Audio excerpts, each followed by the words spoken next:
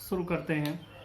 पहला चैप्टर, वैद्युत क्षेत्र तथा आवेश। यह इलेक्ट्रोस्टैटिक्स में पढ़ा जाता है। इलेक्ट्रोस्टैटिक्स मतलब स्थिर वैद्युतिकी, और इसमें ही आप पहला अध्याय पढ़ते हैं, वैद्युत क्षेत्र तथा आवेश। अब इसमें हम सबसे पहले चर्चा करते हैं वैद्युत आवेश की, कि वैद्युत आवेश क्या है। इसमें आप लोगों को एक बात हमेशा ध्यान में रखना है कि हम सारी चीज़ें आपको बताते चले जाएंगे, और पहले आप पूरे वीडियो को एक बार देख लेंगे, और देखने के बाद फिर आप दोबारा इसी चीज़ को देखेंगे, और आपको जो चीज़ें इसमें नोट करने लायक लग रही हैं उनको आप नोट कर लेंगे। वैसे जो चीज़ आपको नोट करने वाली होगी वह मैं बोल भी दूंगा कि अब यहाँ इसको लिखें, तो आप इसको फिर से रिपीट करके उन चीज़ों को लिख लेंगे। तो आज हम लोग शुरू करते हैं वैद्युत आवेश से। अब वैद्युत आवेश के बारे में देखो, आपको लिखना उन चीज़ों को है जो चीज़ें आपके परीक्षा में और विभिन्न प्रतियोगी परीक्षाओं में, कंपटीशन में पूछी जाती हैं। जिन चीज़ों को पूछना नहीं है उनको सिर्फ आपको समझ लेना है। बस आपको मालूम होना चाहिए, यह कॉन्सेप्ट आपको पता होना चाहिए, सिद्धांत मालूम होने चाहिए। हर एक चीज़ की परिभाषा न पूछी जाती है और न ही आपको उसकी परिभाषा जाननी है, आपको सिर्फ उसका अर्थ जानना है, उसके कॉन्सेप्ट को जानना है। तो हम शुरू करते हैं यहाँ वैद्युत आवेश से। वैद्युत आवेश के बारे में आप लोगों को मैं बताऊं कि बहुत पहले से, लगभग 2500 साल पहले से लोगों को पता था इसके बारे में। और कैसे पता था? कि जैसे कोई कंघी कर रहा है तो वह कंघे पर देख रहा है कि जब वह उसी कंघे पर जो बाल से रगड़ करके आया है उस पर अगर कोई छोटे छोटे डस्ट के पार्टिकल हैं, कि छोटे छोटे धूल के कण हैं, या पेपर का कोई टुकड़ा है छोटा सा, तो वो उसको अपनी ओर अट्रैक्ट कर ले रहा है। तो यहाँ से हम लोग एक चीज देख रहे हैं कि यह जो हमारे पास कंघा है, यह कंघे में किसी चीज पर बल लगाने की क्षमता आ गई। और बल के बारे में तो हम लोगों ने इसके पहले सिर्फ एक ही चीज पढ़ रखी थी, और वह चीज थी ग्रेविटेशनल फोर्स, गुरुत्वाकर्षण बल। गुरुत्वाकर्षण बल ही हम एक बल जानते हैं, जिससे कि सभी तारे, चंद्रमा, सूर्य, पृथ्वी, ये सब कुछ गुरुत्वाकर्षण बल से ही रुके हुए हैं। और हम आप भी धरती पर इस गुरुत्वाकर्षण बल के ही कारण धरती से लगे हुए हैं, और यहाँ पर जीवन संभव है। तो हम लोग एक वही बल जानते थे, तो यहाँ एक दूसरा बल हमको मिल रहा है। और यह जो बल है, यह पता ये भी चलता है कि यह जिस बल से, जिस फोर्स से छोटे छोटे धूल के कणों को अपनी ओर खींच रहा है, वह बल गुरुत्वाकर्षण वाले बल से बहुत ज्यादा है।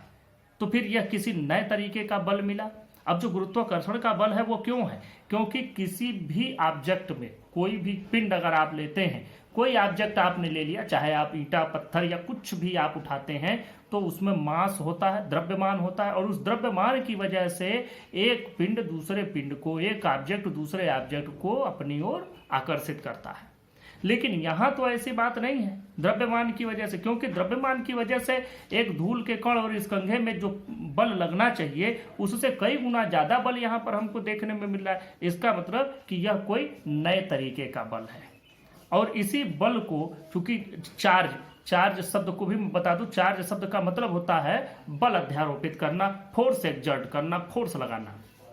आप लोगों ने बहुत सारे शब्दों में सुना होगा कि पुलिस ने यहाँ चार्ज किया, वो एक अलग शब्द उसमें जोड़ दिया जाता है, लाठी चार्ज किया। तो लाठी चार्ज में मेन शब्द चार्ज करना है। और जब भी पुलिस को या किसी भी सेना के जवान को आदेश मिलता है तो उसको चार्ज करने का आदेश मिलता है, मतलब बल प्रयोग करने का आदेश मिलता है। तो यहाँ चार्ज का मतलब भी बल प्रयोग करने से ही है। तो यहाँ हमको एक बात समझ में आ गई कि यहाँ एक दूसरे तरह का बल है। और यह बल, जब हम लोगों ने इसके बारे में और अध्ययन किया तो पाया कि एक तरह की चीज होती है जिसको एम्बर बोला जाता है। एम्बर नाम का एक वस्तु मिलता है, मोम के जैसा होता है, थोड़ा श्रृंगार के चीजों में प्रयोग किया जाता है। तो इस पर, इसी से हमको इन सब चीजों के बारे में जानकारी प्राप्त हुई। सबसे पहले इसी पर लोगों ने रिसर्च किया, और इसको ग्रीक शब्द में हम लोग इलेक्ट्रिका कहते हैं, इलेक्ट्रिका। इसीलिए यह जो बल लग रहा है, इस बल का नाम हो गया, या इस चीज का नाम जो रखा गया उसको इलेक्ट्रिक चार्ज कहा गया। तो यहां से यह बात हमको समझ में आई। अब इसमें अब और ज्यादा प्रयोग होने लगे, इस पर और ज्यादा खोज होने लगी, और ज़्यादा खोज हुई, तमाम चीज़ों को दूसरी चीज़ों से घर्षण करके एक दूसरे के ऊपर रब करके रगड़ करके हम उनको लगाने वाले बल का अध्ययन करने लगे। अब इसी क्रम में जब आगे थोड़ा सा रिसर्च बढ़ा तो देखा गया कि जैसे मान लो कि एक शीशे की छड़ है, कांच की छड़, कांच की ये छड़ है, ग्लास राड। हमने एक कांच की छड़ ले ली और इस कांच की छड़ को हम सिल्क पर इसको घिसे। हमने सिल्क पर इसको घिस करके एक ग्लास की राड को दूसरे ग्लास की राड के पास हम ले करके आए, तो हम देखते हैं कि ये दोनों एक दूसरे को दूर धकेल रहे हैं। फिर हमने एक और प्रयोग किया कि ऊन का कपड़ा ले लिया, कोई ऊनी कपड़ा ले लिया और उस पर एक प्लास्टिक की राड को, एक प्लास्टिक की छड़ हमने ले ली और प्लास्टिक की छड़ को, प्लास्टिक का राड या प्लास्टिक का कंघा कुछ भी ले सकते हैं, ऊनी कपड़े पर इसको घर्षण किया, ऊनी कपड़े पर रगड़ा इसको और एक दूसरे प्लास्टिक की राड के पास ले गए। ये भी एक दूसरे को दूर कर रहे हैं। मतलब इनके बीच में जो बल लग रहा है, जो भी फोर्स लग रहा है वो प्रतिकर्षण का लग रहा है, एक दूसरे को दूर धक्का दे रहा है, रिपल्सन का फोर्स है, प्रतिकर्षण है।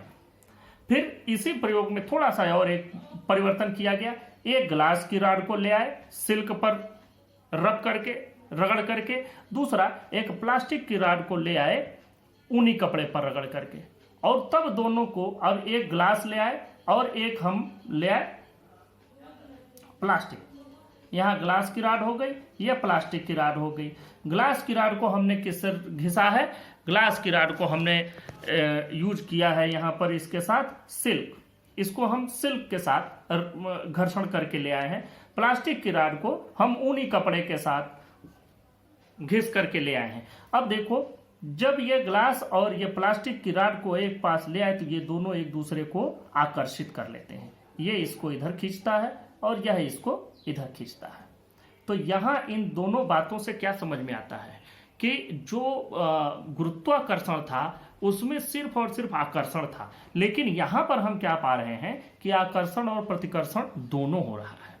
फिर इसमें एक और भी थोड़ा सा एक घटना हुई कि एक शीशे की छड़ को और एक प्लास्टिक की छड़ को, शीशे वाले को सिल्क से और प्लास्टिक वाले को ऊनी कपड़े से घर्षण करके जब एक साथ टच किया गया, एक साथ संपर्क में लाया गया, तो संपर्क में लाया गया तो पता चला कि उन दोनों के बीच में जो आकर्षण की क्षमता पैदा हो गई थी कि छोटे छोटे धूल के कणों को और पेपर के टुकड़ों को आकर्षित करने की जो क्षमता आई थी वो क्षमता नष्ट हो गई। मतलब कि उनके अंदर जो भी चार्ज पैदा हुआ था वह चार्ज अब समाप्त हो गया। तब फिर यहाँ से एक साइंटिस्ट थे, बेंजामिन फ्रैंकलिन उनका नाम था। उन्होंने फिर इन चार्जेज को एक बात समझा कि यह चार्जेज दो प्रकार के हैं। यह तो सबको समझ में आ गया कि जब एक समान क्षण को ले आ रहे हैं एक ही चीज से घर्षण करके, तब वो दोनों एक दूसरे को प्रतिकर्षित करते हैं, और जब दो अलग अलग तरीके के छड़ों को ले आते हैं तो दोनों एक दूसरे को आकर्षित करते हैं। तो यहाँ आकर्षण और प्रतिकर्षण दोनों तरह का बल लग रहा है। तो यहाँ से एक बात समझ में आ गई कि जो इनके ऊपर चार्ज आ रहा है, जो इनके ऊपर बल लगाने की क्षमता आ रही है, दो तरीके की है। जो भी चार्ज इन पर पैदा हुआ वह दो तरीके का है। और बेंजामिन फ्रैंकलिन ने यह जो दोनों राड को एक साथ, ग्लास और प्लास्टिक वाली राड को एक साथ संपर्क में ले आने पर जो उनकी आकर्षण की क्षमता खत्म होने वाली बात थी, इस बात को भी उन्होंने गौर किया और उन्होंने एक सिद्धांत दिया और इनको नाम दिया। बेंजामिन फ्रैंकलिन सिर्फ इसीलिए मशहूर है कि उन्होंने इन आवेश को नाम दे दिया। नाम क्या दिया? धनात्मक और ऋणात्मक। एक को उन्होंने धनात्मक नाम दिया, दूसरे को उन्होंने ऋणात्मक नाम दिया, पॉजिटिव और नेगेटिव। और यही पॉजिटिव नेगेटिव आप समझते हैं, पढ़ते हैं। अब ये धनात्मक और ऋणात्मक नाम कहाँ से आए, क्यों उनको धनात्मक ऋणात्मक ही कहा गया, उसके पीछे भी फ्रैंकलिन साहब ने एक बढ़िया सा उसका लॉजिक बताया। उन्होंने लॉजिक ये बताया कि अगर मान लो कि एक संख्या है धन 5, इसी संख्या में इसका विपरीत ऋण 5 जोड़ दें तो हमको क्या मिलेगा? 0 मिलेगा। मतलब दोनों संख्याओं ने एक दूसरे को खत्म कर दिया। यहाँ क्या हो रहा है? एक प्लास्टिक की राड है और दूसरी शीशे की राड है। ध्यान देना, एक प्लास्टिक का है, दूसरा शीशे का है। इसको प्लास्टिक वाले को हमने ऊनी कपड़े से घर्षण किया है, ग्लास वाले को सिल्क से घर्षण किया है, दोनों को जब मिलाए तो दोनों में जो आकर्षित करने की क्षमता आई थी वो दोनों ने एक दूसरे की इस क्षमता को नष्ट कर दिया। यह बिल्कुल इसी जैसा नहीं है कि जैसे एक संख्या उसी संख्या में जोड़ा जाए तो फिर ऋणात्मक संख्या को उसी में जोड़ा जाए तो जीरो मिल जाए। तो इसी तरह से उन्होंने एक को पॉजिटिव और दूसरे को नेगेटिव नाम दिया, एक को धनात्मक और एक को ऋणात्मक कहा। इसकी कोई परिभाषा आपको लिखने की आवश्यकता नहीं है, सिर्फ आपको यह समझ लेना है। अब इसमें अगली चीज जो आपको समझनी है, यह समझनी है, पहले तो हमको ये बात समझ में आ गई विभिन्न प्रकार के जो प्रयोग किए गए उन प्रयोगों के आधार पर एक बात समझ में आई कि जो भी यह चार्ज आ रहा है वह घर्षण करने से आ रहा है।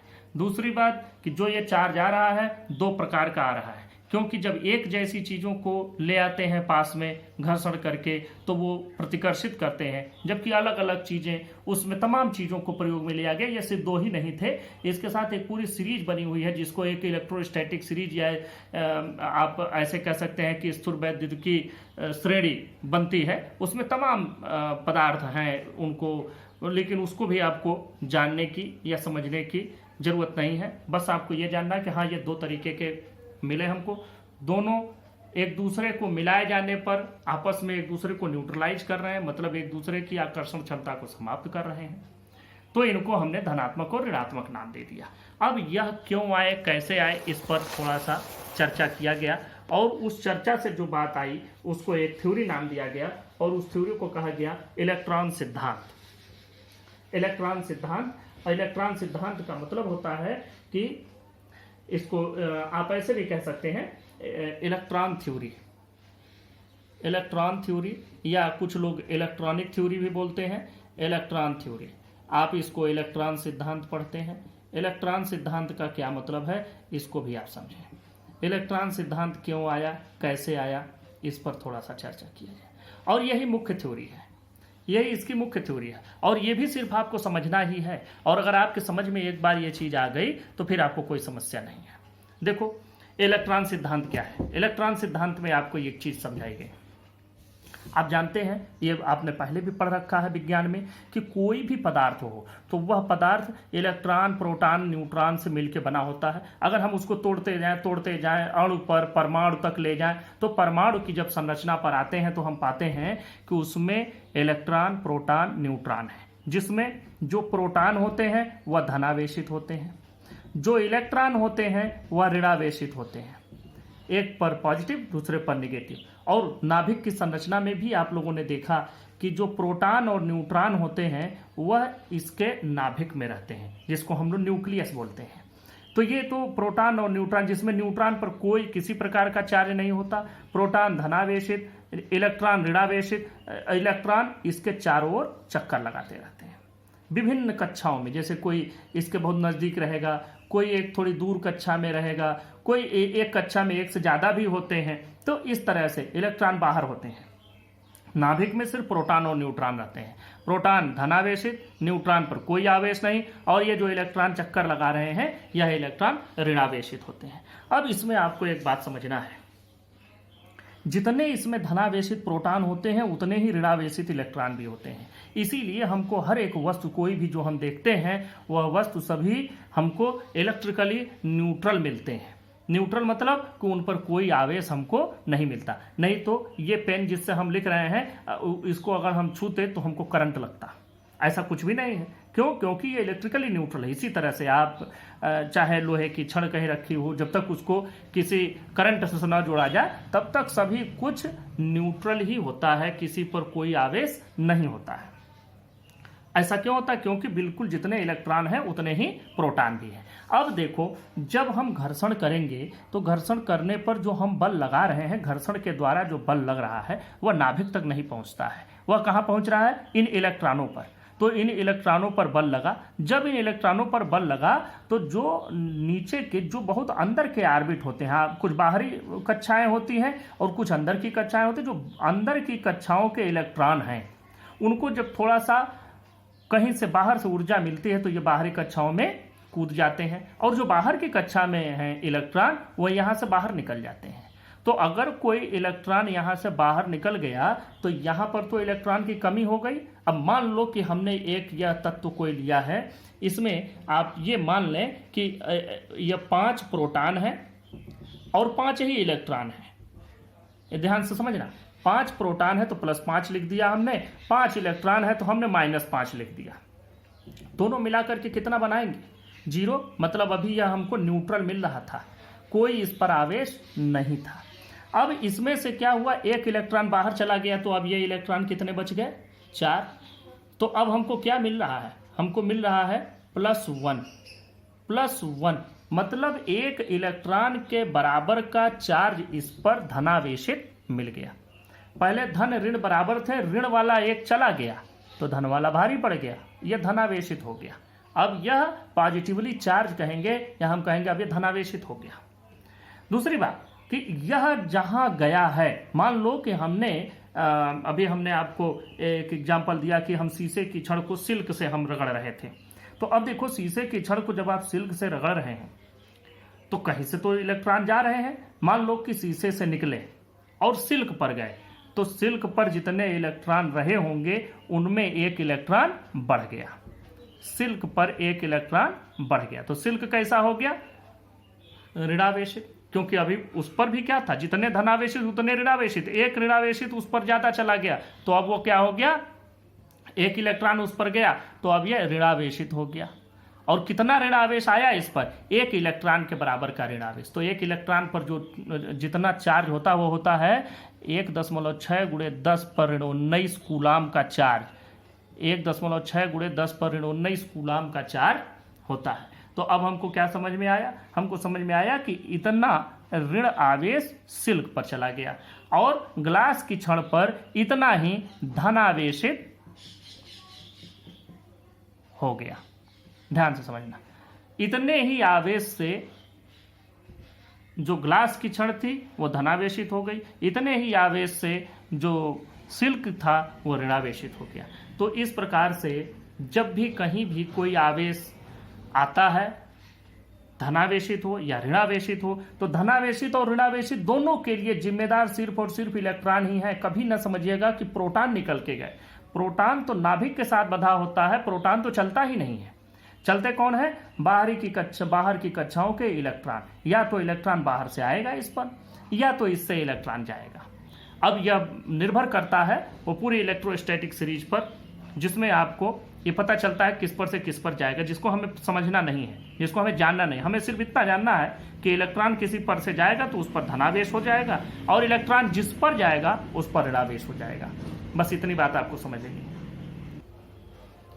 अब अगली चीज का अध्ययन करते हैं, आवेशों के मूलभूत गुण।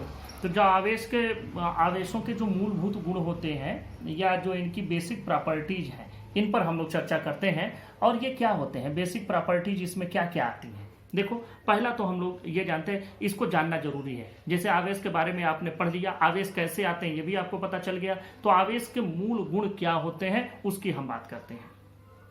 तो सबसे पहले जोड़ की प्रकृति है, एडिटिविटी ऑफ चार्जेस। इसका मतलब यह है कि अगर कहीं कोई सिस्टम है, कोई निकाय दिया गया, निकाय का मतलब हो गया कोई भी सिस्टम, तो जो उसमें कुल आवेश होगा वह कुल आवेश उसमें उपस्थित अलग अलग आवेशों के बीज गणितीय जोड़ के बराबर होता है। तो आप इसको लिख भी सकते हैं, आप अगर लिखना चाहें तो लिख लें। किसी निकाय का कुल आवेश उसमें उपस्थित सभी आवेशों के बीज गणितीय जोड़ के बराबर होता है। अब देखें, यह लिख लेने के बाद पहले आप लोग इसको समझ लें कि यह क्या होता है। मान लो कि यह एक निकाय है, एक सिस्टम है, एक गोला है, इसमें कुछ चार्ज है, इसमें 2 कूलाम का चार्ज है, 2 कूलाम। ये कूलाम के बारे में हमने नहीं बताया। कूलाम आप लोग समझ लें कि जो आवेश को नापने की एसआई पद्धति है, एसआई सिस्टम में इसकी जो यूनिट है वो यूनिट होती है कूलाम। हम लोग इसको लिखते हैं कूलाम। हिंदी अंग्रेजी दोनों जाने आप लोग, क्योंकि अंग्रेजी ही आगे आपके प्रयोग में आएगी। तो मान लो कि यह एक निकाय है, एक सिस्टम है, इस पर 2 कूलाम पॉजिटिव चार्ज है, 2 कूलाम का और पॉजिटिव चार्ज है, 1 कूलाम का निगेटिव चार्ज है। तो अगर पूछा जाए इसका कुल चार्ज कितना है, तो धन वाले को एक साथ जोड़ लो, ऋण वाले को एक साथ जोड़ लो, 2 2 4, 4 में से 1 घटा 3, तो धन 3 कूलाम का चार्ज इस पर आया। अब अगर मान लो कि ऋणात्मक वाला ऋण 6 होता, तब क्या होता, तब इस पर इसमें से धन वाले में से ऋण वाले को घटाते तो ऋण वाला ज्यादा है, तब इस पर ऋण 2 कूलाम का चार्ज आता। तो इस प्रकार से चार्ज के बारे में यह एक जोड़ का सिद्धांत है कि कोई भी निकाय हो, कोई भी सिस्टम हो, तो उस सिस्टम पर जो कुल चार्ज होता है, उस चार्ज की जो मात्रा होती है, वह उसमें उपस्थित सभी चार्जों के अलग अलग जोड़, सभी आवेशों के अलग अलग बीजगणितीय जोड़ के बराबर होता है। बीजगणितीय जोड़ का मतलब धनात्मक एक साथ, ऋणात्मक एक साथ, और उसमें जो ज्यादा हो उसमें से कम वाले को घटा दे, और ज्यादा वाले के पहले जो निशान हो कि वह धनात्मक है तो वही उस पर चार्ज आ जाएगा। तो इस तरीके से यह पहला गुण हो गया। दूसरे गुण पर हम बात करते हैं। दूसरा गुण इसका है कि आवेश की क्वांटम प्रकृति, आवेश की क्वांटम प्रकृति, आवेश की क्वांटम प्रकृति।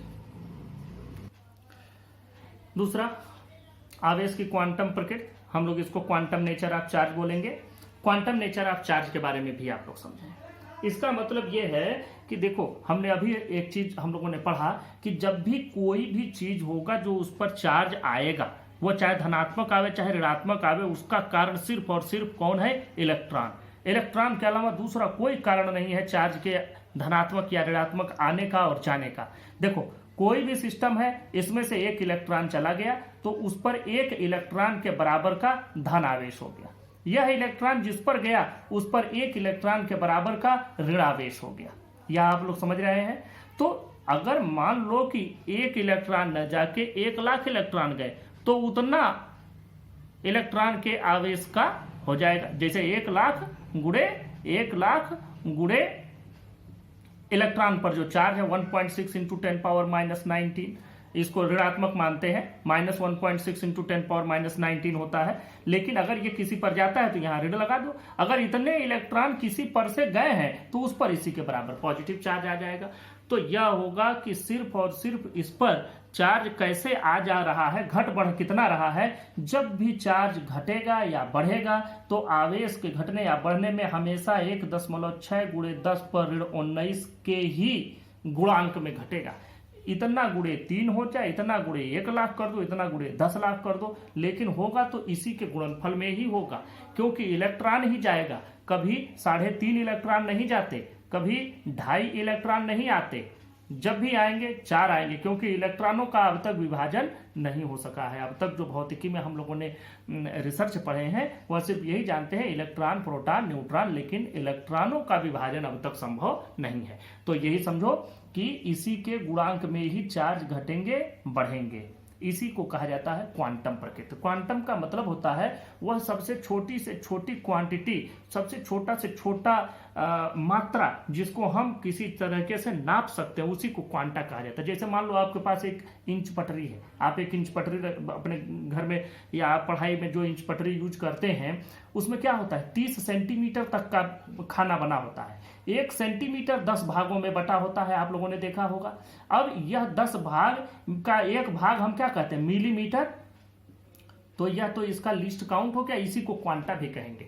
मतलब कि अगर 1 इंच पटरी से सबसे कम नापना हो तो आप 1 मिलीमीटर नाप सकते हैं, जिसको उसका हम लोग अल्पतमांक कहते हैं, या इसी को हम लोग उसका क्वांटा भी कह सकते हैं। इससे कम नहीं नाप सकते। अब एक आदमी मान लो कि वह कोई सामान बेच रहा है और वह पसेरी में बेच रहा है, मतलब उसके पास सिर्फ और सिर्फ 5 किलो का ही बाट है। अब वह आदमी 2.5 किलो तो नहीं तौल सकता, वह जब देगा तब 5 किलो ही देगा, 5 किलो से कम नहीं देगा। तो वहां पर क्वांटा क्या हो गया, वहां क्वांटा हो गया 5 किलोग्राम। और एक आदमी 100 ग्राम रखा हुआ है, 100 ग्राम से कम नहीं दे सकता, तो उसका क्वांटा कितना हो गया, 100 ग्राम। वह 100 ग्राम के गुणनफल में कितना भी दे सकता है, 100 ग्राम से आप 100 बार नाप लीजिए, लेकिन 100 ग्राम से कम नहीं दे पाएगा, क्योंकि उसके पास सबसे छोटा बार 100 ग्राम। तो वह क्वांटा क्या हो गया, 100 ग्राम। इसी प्रकार से यहां पर क्वांटा की वैल्यू कितनी हो गई, 1.6 गुणे 10 पर ऋण 19 कूलाम। यही इतना चार्ज किसी पर भी धनात्मक या ऋणात्मक रूप में घटता या बढ़ता है। इसी को आवेश की क्वांटम प्रकृति कहते हैं। आवेश ऐसे नहीं आप कह सकते कि 1 कूलम आया, 2 कूलम आया, 10 कूलम आया ना, जब भी आएगा इतना गुणे 2, इतना गुणे 4, इतना गुणे 500, इतना गुणे 1000, जो भी हो, तो इसको हम लोग कहते हैं। तो क्वांटम का अगर आप लोग लिखना चाहें तो आप लोग लिख लें कि वैद्युत आवेश अनिश्चित रूप से, किसी भी वैद्युत आवेश को अनिश्चित रूप से विभाजित नहीं किया जा सकता। किसी भी निकाय पर आवेश की मात्रा सदैव इलेक्ट्रॉन पर आवेश की मात्रा का एक गुणनफल होता है। अब इसके बाद हम लोग इसके तीसरे मूलभूत गुण पर चलते हैं, जो इसका तीसरा मूलभूत गुण है। तीसरे मूलभूत गुण के बारे में बात करते हैं और वह गुण है वैद्युत आवेश का संरक्षण। वैद्युत आवेश का संरक्षण, वैद्युत आवेश का, अब देखो संरक्षण का सिद्धांत क्या कहता है। विद्युत आवेश का संरक्षण, आपने ऊर्जा के संरक्षण का सिद्धांत पढ़ा होगा, और क्या उसका मतलब था कि न ऊर्जा को उत्पन्न किया जा सकता है, न नष्ट किया जा सकता है, सिर्फ एक रूप से दूसरे रूप में बदल सकते हैं। पुराना पढ़ा हुआ नियम है। यही चीज कंजर्वेशन ऑफ इलेक्ट्रिक चार्ज पर भी नियम लागू होता है। देखो इसका मतलब ये होता है कि बहुत सारे किताब लिखने वाले जो राइटर लोग हैं कहते हैं कि न आवेश को उत्पन्न कर सकते हैं, न आवेश को नष्ट कर सकते हैं, सिर्फ आवेश को एक स्थान से दूसरे स्थान तक परिवर्तित कर सकते हैं। इसमें एक त्रुटि है जिसको आपको थोड़ा सा सही कर लेना है। देखो, हम आवेश उत्पन्न तो कर सकते हैं। हमने मान लीजिए यह कोई एक सिस्टम लिया, और या ये समझो कि ये एक हमने छोटा सा रॉड लिया या स्फेयर ले लिया, गोला ले लिया प्लास्टिक का, और इसको किसी चीज से, ऊनी चीज से, कपड़े से हम रगड़ रहे हैं, तो ये धनावेशित हो गया या ऋणावेशित हो गया, तो इस पर तो चार्ज आया। तो यह हम कैसे कह सकते हैं कि चार्ज आ ही नहीं सकता है, चार्ज आ सकता है, लेकिन एक अकेला चार्ज नहीं आ सकता। यह ऋणावेशित हुआ अगर इस पर मान लेते हैं कि 2 इलेक्ट्रॉन के बराबर का ऋणावेश आया। तो कैसे आया 2 इलेक्ट्रॉन के बराबर का ऋणावेश? कहीं ना कहीं से इलेक्ट्रॉन इस पर आए होंगे तभी तो, और जहां से इलेक्ट्रॉन आए हैं वहां पर फिर इन्हीं 2 इलेक्ट्रॉनों के बराबर का धनावेश उत्पन्न हुआ होगा। इसका मतलब कि एक अकेले चार्ज को उत्पन्न नहीं किया जा सकता। एक अकेले आवेश को, धनावेश को आप नहीं उत्पन्न कर सकते, अकेले ऋणावेश को उत्पन्न नहीं कर सकते। जब भी उत्पन्न करेंगे तो दोनों उत्पन्न होंगे, नष्ट होंगे तो दोनों नष्ट होंगे। तो यह हमेशा आपको ध्यान रखना है, और इसी को हम लोग कहते हैं वैद्युत आवेश का संरक्षण। अगर हम जिस ऊनी कपड़े से रगड़ रहे थे और जिस चीज को हम इस पर घर्षण कर रहे थे, दोनों को अगर हम एक सिस्टम मान लें, इसका बाहरी दुनिया से कोई मतलब न हो, बाहरी दुनिया से यह बिल्कुल अलग है, इसको आइसोलेटेड सिस्टम, विलगित चीज आप मान सकते हैं कि बिल्कुल आइसोलेशन में है। आजकल एक नया शब्द भी सुनने में आता है, क्वारंटाइन। क्वारंटीन आइसोलेशन का ही एक मतलब है, उसी का एक पर्यायवाची आप कह सकते हैं। इसको समझ लो कि हमने एक क्वारंटाइन सिस्टम बना लिया कि इसका बाहरी दुनिया से कोई मतलब नहीं है। अब इस बाहरी दुनिया से कोई मतलब नहीं है तो इसमें हम इस पूरे में क्या किए, एक प्लास्टिक का एक गोला ले लिए और उसको हम कोई ऊनी कपड़े पर रगड़े। तो ऊनी कपड़े पर मान लो कि उस पर 2 इलेक्ट्रॉन इस प्लास्टिक वाले पर चले गए, तो प्लास्टिक पर 2 इलेक्ट्रॉन के बराबर का ऋणावेश और इस ऊनी कपड़े पर 2 इलेक्ट्रॉन के बराबर का धनावेश उत्पन्न हो गया। और ये दोनों को अगर हम जोड़ें तो इस सिस्टम का जो पहले चार्ज था, या पूरे सिस्टम का जो पहले चार्ज था, वही तो उतना है। कहाँ कुछ नया पैदा हुआ, कोई चीज नई नहीं आई, कोई चीज नहीं आई। दोनों को जोड़ोगे तो फिर आपको 0 मिलेगा। तो इसका मतलब एक अकेले चार्ज को पैदा नहीं किया जा सकता है। पहली बात, जब भी चार्ज पैदा होगा तो एक के साथ दूसरा भी उत्पन्न होगा। एक चार्ज उत्पन्न हुआ धनात्मक तो उतना ही ऋणात्मक भी उत्पन्न होगा। दूसरी बात कि एक विलगित निकाय, एक आइसोलेटेड सिस्टम का जो टोटल चार्ज होता है वह हमेशा संरक्षित रहता है, कांस्टेंट रहता है, एक निर्धारित रहता है, घटता बढ़ता नहीं है। इसी को हम कहते हैं वैद्युत आवेश का संरक्षण। तो यहाँ 2 बातें आज हम लोगों ने पढ़ ली। एक तो आवेश के इलेक्ट्रॉनिक थ्योरी, और इलेक्ट्रॉनिक थ्योरी के बाद आवेशों के जो मूलभूत गुण होते हैं, तो इन गुणों को हमने आपको बताया। इसको अगर आप लिखना चाहें तो आप लिख सकते हैं वैद्युत आवेश के संरक्षण का नियम। इसमें आप लोग लिख लें, एक विलगित निकाय का संपूर्ण आवेश सदैव संरक्षित होता है। फिर से सुन लें, एक विलगित निकाय का संपूर्ण आवेश सदैव संरक्षित रहता है। अर्थात एक धनावेश या अकेले ऋणावेश को उत्पन्न या नष्ट नहीं किया जा सकता। जब भी धनावेश उत्पन्न होगा तो उतना ही ऋणावेश भी उत्पन्न होगा, और जब एक धनावेश नष्ट होगा या ऋणावेश नष्ट होगा तो उतना ही उसका विपरीत भी नष्ट होगा। इसे वैद्युत आवेश के संरक्षण का सिद्धांत भी कहते हैं। अगली बात पर चलते हैं, कूलाम का नियम बड़ा इंपॉर्टेंट है। आप लोग समझे कूलाम का नियम क्या है। दो आवेशों के बीच में आपको एक बात तो पता चली कि हमेशा आकर्षण या प्रतिकर्षण का बल लगता है। अगर दोनों समान हैं तो उनके बीच में प्रतिकर्षण लगेगा, विपरीत हैं तो उनके बीच में आकर्षण लगेगा। यह आपने पढ़ा।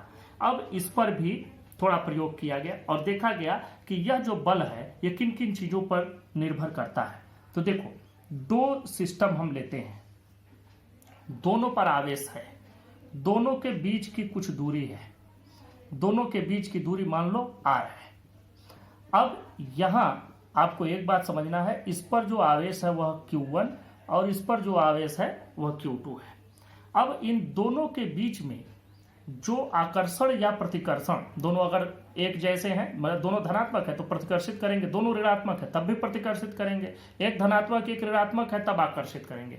तो वह नेचर कैसा भी हो, चाहे वह आकर्षण हो चाहे प्रतिकर्षण हो, वह जो बल लगेगा यह बल किन चीजों पर निर्भर करता है। यह निर्भर करता है जो इन दोनों आवेशों का गुणनफल होता है, इन पर निर्भर करता है।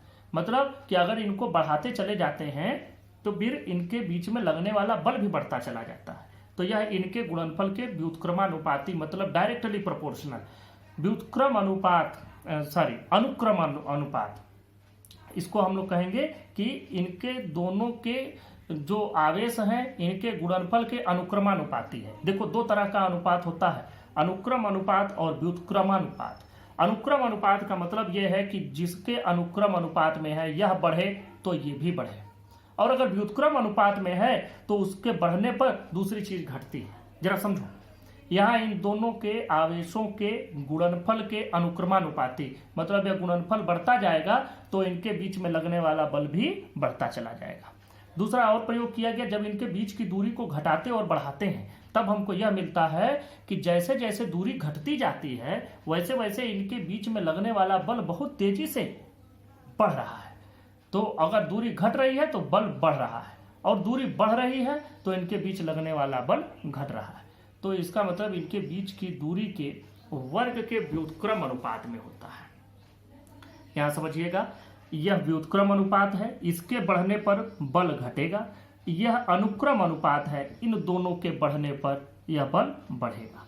तो जब भी हम इसमें यह प्रोपोर्शनलिटी का जो साइन होता है जो आप लोग लगाते हैं अनुक्रम अनुपात का, इस चिन्ह को हटाते समय हमको एक कोई न कोई नियतांक या कोई कांस्टेंट वैल्यू हमको यहाँ रखना होता है। तो हम यहाँ पर एक कांस्टेंट रख देते हैं, F is equal to K Q1 Q2 divided by R²।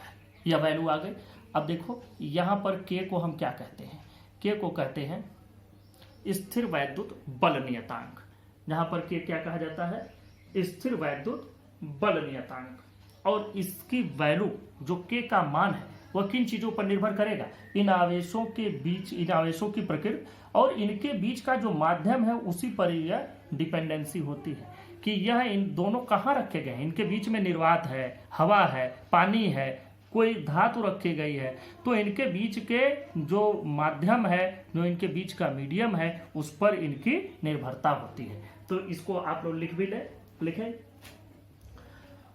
दो स्थिर बिंदु आवेशों के बीच लगने वाला आकर्षण अथवा प्रतिकर्षण का बल दोनों आवेशों की मात्राओं के गुणनफल के अनुक्रमानुपाती तथा उनके बीच की दूरी के वर्ग के व्युत्क्रमानुपाती होता है। यह बल दोनों आवेशों को मिलाने वाली रेखा के अनुदिश होता है। अब समझो अनुदिश होने का क्या मतलब, यह जो इस पर बल लगा रहा है आकर्षण या प्रतिकर्षण का, अगर मान लो प्रतिकर्षण का बल है तो ये इसको इस लाइन के ओर धक्का देगा, इधर की ओर। जिस रेखा से इन दोनों को मिलाया जा रहा है उसी रेखा के दिशा में यह इसको धक्का देगा, इसी डायरेक्शन में यह इसको आगे प्रतिकर्षित करेगा। और अगर आकर्षित करेगा तो इसी दिशा में आकर्षित भी करेगा। मतलब इन दोनों को मिलाने वाली रेखा पर ही वह बल कार्य करता है। अब हम बात करते हैं फिर, अब आप इसके बाद ये भी लिख लीजिए, यह चित्र बना करके या इसके अनुक्रमानुपाती लिख लो Q1 Q2 by are square, यह बराबर K Q1 Q2 by are square. नीचे लिखें जहां K एक अनुक्रमानुपाती नियतांक है जिसका मान आवेशों के बीच के माध्यम तथा आवेश, दूरी व बल के मात्रकों पर निर्भर करता है। अब देखो, अगर इन दोनों को यहां पर नीचे लिखना है निर्वात के लिए, अगर इन दोनों आवेशों के बीच वैक्यूम, मतलब कि कुछ ना हो, कोई मीडियम ही ना हो, तो जो K की वैल्यू आती है उस समय K की वैल्यू होती है 9 × 10⁹, 9 × 10⁹।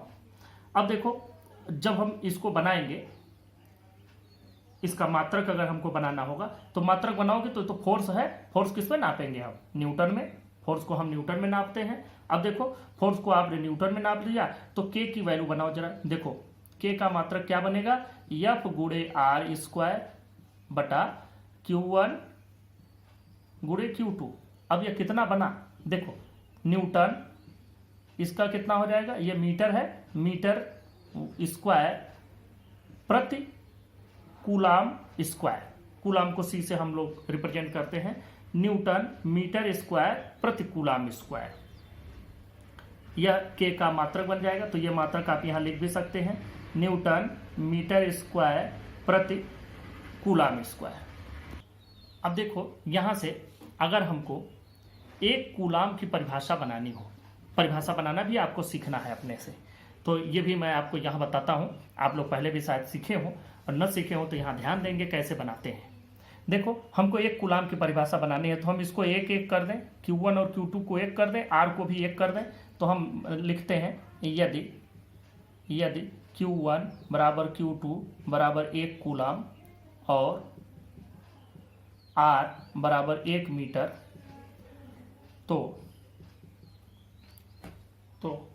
यहाँ इसकी वैल्यू कितनी हो जाएगी? F बराबर कितना आएगा? F बराबर यही K की वैल्यू आएगी, बाकी तो 1 × 1 × बटा 1 स्क्वायर सब तो 1 हो गया। तो F बराबर K कितना? 9 × 10⁹। तो अब देखो यहाँ से आपकी परिभाषा कैसे बनी कि दो आवेश यदि एक दूसरे से 1 मीटर की दूरी पर रखे गए हों और उनके बीच में लगने वाला बल 9 × 10⁹ न्यूटन हो, तो वह आवेशों की मात्रा 1 कूलाम होगी। या इसको एक और तरीके से आप देख सकते हैं, 1 कूलाम वह आवेश है जिसको यदि निर्वात में एक दूसरे से 1 मीटर की दूरी पर रखा जाए तो उनके बीच में लगने वाला बल 9 × 10⁹ न्यूटन होता है। तो इस तरह से आप लोग इसके परिभाषा को लिख भी सकते हैं और बना भी सकते हैं। मैं आपसे ये कहूँगा कि सबसे पहले इस पूरे वीडियो को एक बार शुरू से अंत तक देख लें, उसके बाद दोबारा इसको देखें और जो आपको नोट करने वाली चीज़ें लगती हैं उनको नोट करते हैं। अब देखो, यहाँ K की जगह थोड़ा और सुविधाजनक चीज़ हम लोग प्रयोग करते हैं और उसको नाम देते हैं। देखो, K की जगह पर K बराबर 1/4πε0, इसको हम लोग बोलते हैं एप्सिलॉन नॉट। एप्सिलॉन 0 भी बोल सकते हैं, एप्सिलॉन नॉट बोलना ज़्यादा उचित है। देखो, K को हम लोग लिख सकते हैं, यह निर्वात के लिए प्रयोग करते हैं, यह निर्वात के लिए हम लोग प्रयोग करते हैं। निर्वात के लिए K की जगह पर हम लोग 1/4πε0। 4 पाई क्यों कहते हैं? 4 पाई कहाँ से आया? और जरा इसका मतलब समझें, यहाँ एप्सिलॉन नॉट क्या है? एप्सिलॉन नॉट को कहते हैं, चूंकि माध्यम पर निर्भर कर रहा है, जो दोनों चार्ज रखे गए हैं, दोनों चार्जों के बीच के माध्यम पर इसकी निर्भरता है जो बल लग रहा है। तो इसका मतलब कि इस माध्यम के गुण को ही हम लोग एप्सिलॉन नॉट से रिप्रेजेंट कर रहे हैं, बता रहे हैं। देखो एप्सिलॉन नॉट को हम लोग कहते हैं माध्यम की विद्युतशीलता, माध्यम की विद्युतशीलता, माध्यम की विद्युतशीलता। विद्युतशीलता का इसको अंग्रेजी में भी आप लोग समझे रहे, permittivity of medium, permittivity of medium, permittivity of medium, माध्यम की विद्युतशीलता, परमिटिविटी ऑफ मीडियम। परमिटिविटी क्या चीज होती है? देखो विद्युतशीलता का मतलब है कि यह देखो के व्युत्क्रम अनुपात में हो रहा है। जरा सा हम बल का परिभाषा लिखें, हम लोग सूत्र लिखते हैं, हम लोग क्या लिखे हैं? के Q1 Q2 बटा आर स्क्वायर, यह लिखे हैं। के की जगह पर हम क्या लिख रहे हैं? 1/4 pi epsilon not Q1 Q2 बटा आर स्क्वायर, यहाँ आप यह लिख रहे हैं। अब जरा सा इसको समझने की कोशिश करो कि यहाँ पर जो फोर्स है, जो बल लग रहा है, यह बल एप्सिलॉन नॉट के व्युत्क्रम अनुपात में है। मतलब कि अगर माध्यम की जो परमिटिविटी है या विद्युतशीलता है, अगर यह ज्यादा हो गई तो वह बल को कम कर देगी। तो यह परमिटिविटी को हम ऐसे भी समझ सकते हैं कि बल जो लग रहा है, दोनों आवेशों के बीच में लगने वाला जो भी बल है, उन आवेशों के बीच में लगने वाले बल को अवशोषित करने की क्षमता। विद्युतशीलता का मतलब कि वह कितना उनकी शीलता कर देता है, कितना शीलन कर देता है, कितना उनको अवशोषित कर देता है। तो अगर यह मीडियम की जो परमिटिविटी है, विद्युतशीलता ज्यादा है, तो वहां पर अगर दो आवेशों को रखेंगे तो उनके बीच में बल कम लगेगा। और माध्यम की विद्युतशीलता कम है, तो वहां पर अगर दो चार्ज को हम रखते हैं, दो आवेशों को रखते हैं, तो उनके बीच में बल ज्यादा लगेगा। तो यहां से ये बात समझ में आ गई। अब देखो एप्सिलॉन नॉट हमने क्यों लिखा? एप्सिलॉन नॉट का मतलब नो मीडियम, कोई माध्यम नहीं है। नॉट का मतलब जैसे शून्य को नॉट भी कुछ लोग बोलते हैं, तो हम लोग यहाँ नॉट ही प्रयोग करेंगे बोलचाल की भाषा में। एप्सिलॉन नॉट, एप्सिलॉन नॉट का मतलब क्या हो गया कि कोई मीडियम नहीं, नो मीडियम। नो मीडियम का मतलब वैक्यूम, कि उसकी जगह पर निर्वात है, निर्वात है, या वहां एयर ले लें तो भी बराबर होता है, थोड़ा सा फर्क आता है, लेकिन निर्वात और वायु दोनों के लिए एक ही बात आप पढ़ते हैं, और दोनों की जो विद्युतशीलता होती है वह एप्सिलॉन नॉट से ही रिप्रेजेंट करते हैं। तो मान लो कि अब हम किसी मीडियम की बात करें, ये तो हो गया किसी भी निर्वात में। अब निर्वात में जो ये बल लग रहा है इनके बीच में, इसको हम लोग रिप्रेजेंट करते हैं एफ नॉट से। अब एफ नॉट का मतलब एफ शून्य हमने लिख दिया है, इसका मतलब समझ लेना, एफ नॉट का मतलब कि कोई बीच में माध्यम नहीं है, मतलब या तो निर्वात है और या तो हवा है। अब हम बात करते हैं कि अगर कोई मीडियम हो किसी माध्यम में, किसी माध्यम में इसी बल की बात हम किसी माध्यम में करते हैं, माध्यम में बात करते हैं, तो अब उस माध्यम में जो बल लग रहा है उसको हम एफ एम से रिप्रेजेंट करते हैं। मतलब कोई मीडियम है, मीडियम की वैल्यू कुछ न कुछ यहाँ पर होगी, तो 1/4 पाई एप्सिलॉन नॉट का मतलब कि अब यहाँ पर एप्सिलॉन नॉट नहीं बल्कि एप्सिलॉन, मीडियम के लिए एप्सिलॉन एम लिख दो, उस मीडियम के लिए, उस माध्यम के लिए एप्सिलॉन एम लिख दिया, बाकी तो चीजें वही रहेंगी, Q1 Q2 बटा आर स्क्वायर। ठीक है। अब यहां से आप देखें कि अगर हम एफ नॉट को डिवाइड कर दें एफ एम से, सीधा सीधा डिवीजन करो बिना कुछ लिखे, F naught divided by F M, तब क्या मिलेगा? देखो 1/4 पाई से 1/4 पाई कैंसिल हो जाएगा, Q1 Q2 by are square से Q1 Q2 by are square cancel हो जाएगा। क्या बचेगा? जरा सा हम लोग देखें, बचेगा यहां पर ऊपर की ओर बचेगा एप्सिलॉन एम, नीचे की ओर बचेगा एप्सिलॉन नॉट। व्युत्क्रम अनुपात में है तो एप्सिलॉन नॉट नीचे बचेगा। ठीक है। और इसी चीज को एक नया नाम देते हैं एप्सिलॉन आर, और इसी को रिप्रेजेंट करते हैं के से भी रिप्रेजेंट करते हैं। वहां जो हमने के लिखा है वो तो वैसे हमने माध्यम के स्थिर वैद्युत नियतांक हमने लिख दिया था, यहाँ के का असली मतलब होता है, और यहाँ इस के का मतलब होता है परावैद्युतांक। इसको माध्यम का परावैद्युतांक कहते हैं। के को क्या कहते हैं? माध्यम का परावैद्युतांक, माध्यम का परावैद्युतांक। ये बहुत ही बेसिक चीज़ें हैं जिनको जानना बहुत ज़रूरी है, और अगर आपको यह चीज़ें आ रही हैं तो आपको पढ़ने में कोई समस्या आगे नहीं होगी। इसको हम माध्यम का परावैद्युतांक कहेंगे। और एप्सिलॉन आर को हम क्या कहेंगे?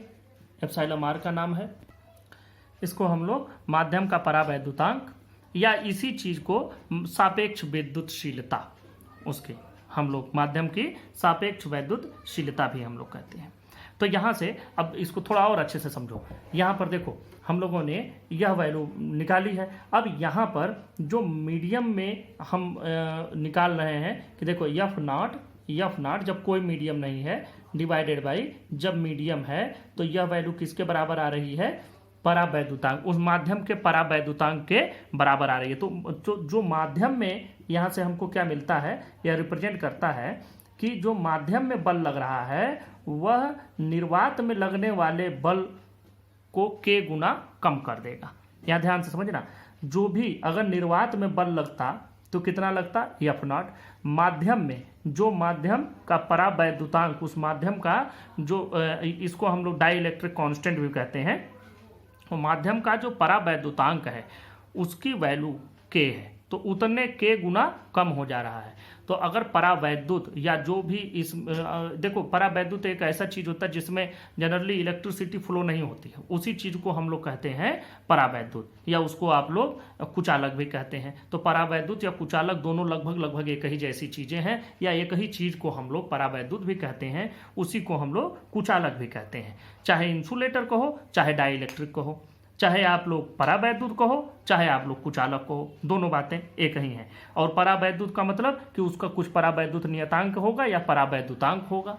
तो मान लो कि दो चार्ज रखे गए हैं, इन दोनों चार्ज के बीच की कुछ दूरी है। अब इन दोनों के बीच में कोई माध्यम नहीं है, निर्वात है, तो इनके बीच में लगने वाला बल कितना हुआ? F not. अब हमने इनके बीच में कोई माध्यम रख दिया, और वो माध्यम कैसा रखा? वो माध्यम ऐसा रखा कि उसका जो डाई इलेक्ट्रिक कांस्टेंट है या उसका जो परावैद्युतांक है उसकी वैल्यू है k। तो अब इनके बीच में जो लगने वाला बल है, जब माध्यम को रख दिया परावैद्युतांक वाला, तो अब इसका बल कितना हो गया? इसका k गुना घट गया। तो किसी भी मीडियम में लगने वाला बल निर्वात में लगने वाले बल का k गुना कम होता है, और यह k क्या है? उस माध्यम का परावैद्युतांक है। तो इसको आप लोग अंग्रेजी में भी लिख लीजिएगा।